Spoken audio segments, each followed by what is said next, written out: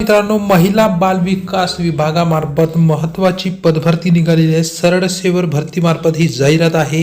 यामध्ये संरक्षण अधिकारी कनिष्ठ संवर्गातील 17 पदे यामध्ये भरण्यात येणार आहे आणि या पदाची जे जाहिरात आहे ते आलेली आहे। म्हणजे यामध्ये आपण हे जे पेपरमध्ये न्यूजमध्ये दिलेली ही जाहिरात आहे आणि जे फॉर्म भरण्याची तारीख आहे ते आहे 8/12/2025 पासून तुम्ही फॉर्म भरू शकता।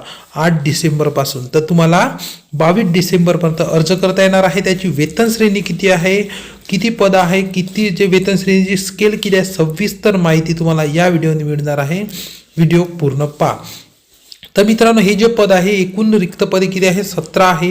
त्याची वेतन श्रेणी S15 नुसार 41,800 ते 1,32,300 नुसार 7व्या वेतन आयोगानुसार हे वेतन असणार आहे। आता लवकरात लवकर 8वे वेतन आयोग सुद्धा लागू होणार आहे आणि अर्ज करण्याची पद्धत फक्त ऑनलाईन पद्धतीने तुम्हाला अर्ज करता येणार आहे।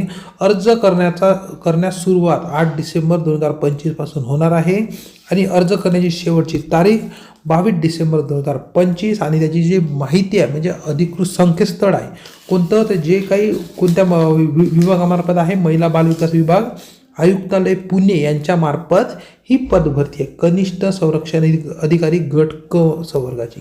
तर त्यांची जे साईट सुद्धा आहे स्पेशल, त्यांची जे आयुक्तालय आहे त्यांची साईट आहे महिला बाल विकास विभाग आयुक्त पुणे यांची ही साईट आहे। तुम्ही या साईटवर जाऊन सुद्धा माहिती पाहू शकता। ही भरती प्रक्रिया माननीय उच्च न्यायालयाच्या आदेशानुसार आचारसंहितेच्या काळात राबवण्यात येत आहे। जर ही भरती प्रक्रियेला उच्च न्यायालयाचा सुद्धा यामध्ये समावेश आहे। त्यांनी सांगितलेलं आहे की आचारसंहितेच्या काळात सुद्धा तुम्ही ही भरती राबवू शकता। सविस्तर जाहिरात तुम्हाला 8 डिसेंबर 2025 रोजी तुम्हाला पाहता येणार आहे। ही जी जाहिरात आहे फक्त ही ॲडव्हर्टाइजमेंट जाहिरात आहे। तुम्हाला सविस्तर जाहिरात जी आहे 8 डिसेंबरला पाहता येणार आहे।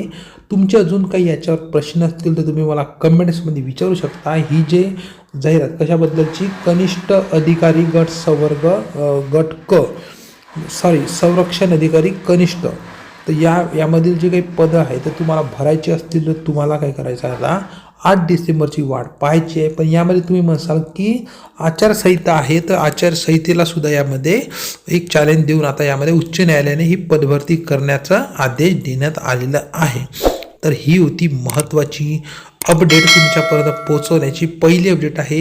सुप्राटेक मराठी या चॅनलवरील पहिली अपडेट आहे। या चॅनलला तुम्ही सबस्क्राईब करा, इतरांना सुद्धा व्हिडिओ शेअर करा। व्हिडिओ कसा वाटला, महत्त्वाचा वाटला तर लाईक करा, चॅनलवर नवीन चॅनल सबस्क्राईब करा। धन्यवाद।